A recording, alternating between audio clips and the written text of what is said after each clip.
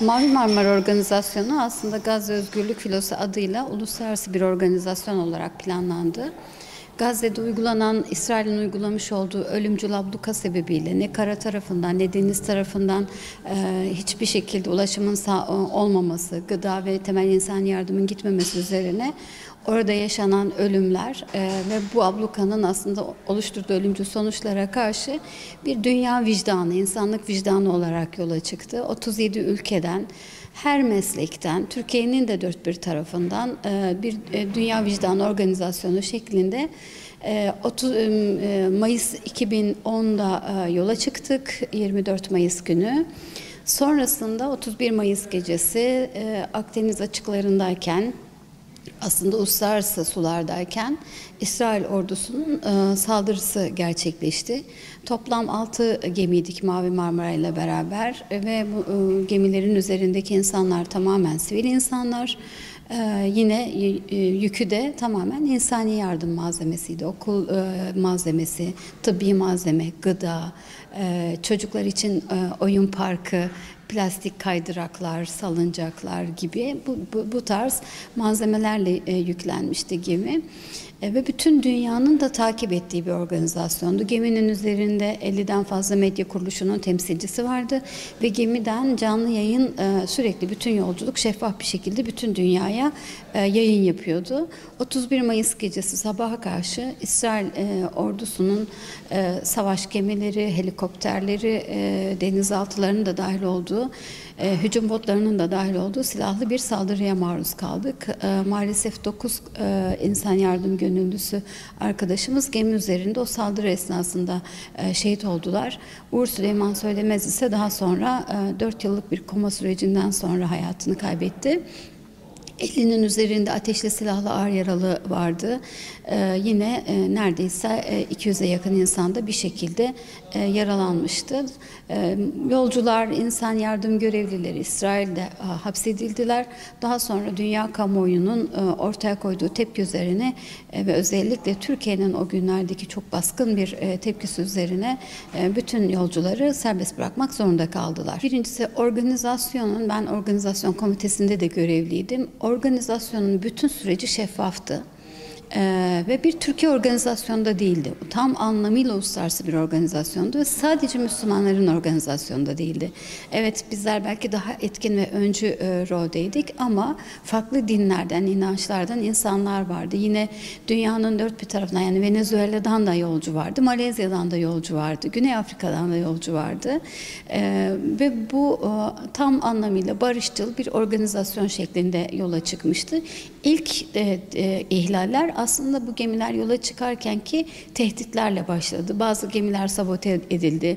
9 gemiyle çıkacaktık aslında. Bu özellikle İsrail'in hem tehditleri hem sabotajları yolculuk başlamadan henüz hazırlıklar esnasında da başlamıştı.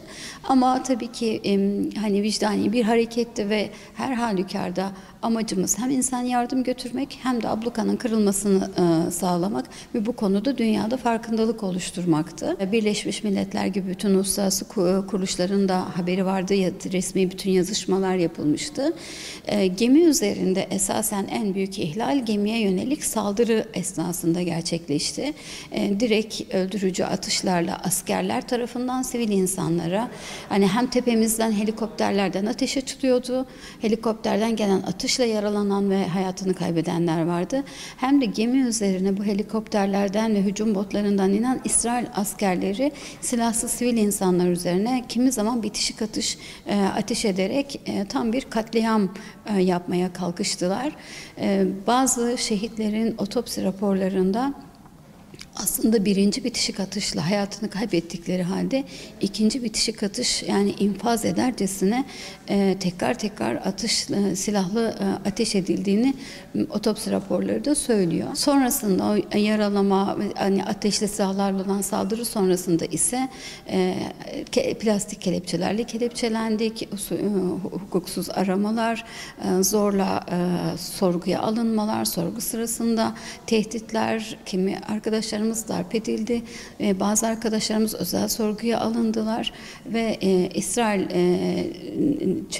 çöl kısmında bir Berşeva denilen bölgede bir hapishanede hapsedildik. Bütün bu süreçler boyunca da aklınıza gelebilecek her türlü hürriyeti tahditten tutun her tür hukuk ihlaline maruz kaldık maalesef. Aslında bizim Mavi Marmara gemisinde yaşadığımız her şey, yani gemimizin işgali aslında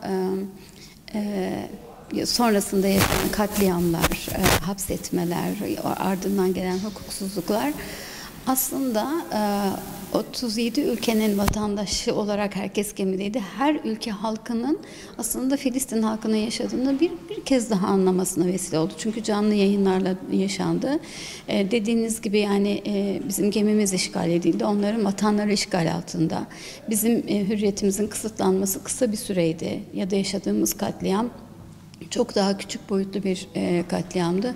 Onlar bunu tepelerinden füzelerle defalarca yaşıyorlar. Belki şunu söyleyebilirim, bütün dünya halklarının Filistin meselesi ve Filistin'de yaşananlarla ilgili biraz daha vakıf olmasına, biraz daha farkındalığın artmasına sebep oldu bizim yaşadığımız. Ama en önemlisi bence Gazze ablukasının ne kadar ölümcül bir abluk olduğu, Gazze'nin dünyanın en büyük açık hapishanesi olduğu, orada yaşayan insanların aslında kim olursa olsun, hangi dinden olursa olsun hiç kimseye abluka uygulanmaması gerektiği konusunda müthiş bir dünya gündemi oluştu. Keşke aslında aynı duyarlılık devam etseydi, belki bugün Gazze ablukasından bahsetmiyor olacaktık. Evet, biz ardı sıra Mavi Marmara saldırısından sonra bir mücadele ortaya koyduk ama galiba bir sonraki sene yüzlerce tekneyle tekrar denemek, bir sonraki sene bir yüzlerce tekneyle tekrar denemek ve abluka kalkıncaya kadar bunu tekrarlamak gerekiyordu. Hatta ben size söyleyeyim, bu Gazze'nin özgürlüğüyle beraber aslında Akdeniz'in özgürlüğü anlamına gelecekti ve belki Filistin'in özgürlük mücadelesi için de çok müthiş bir katkı olacaktı.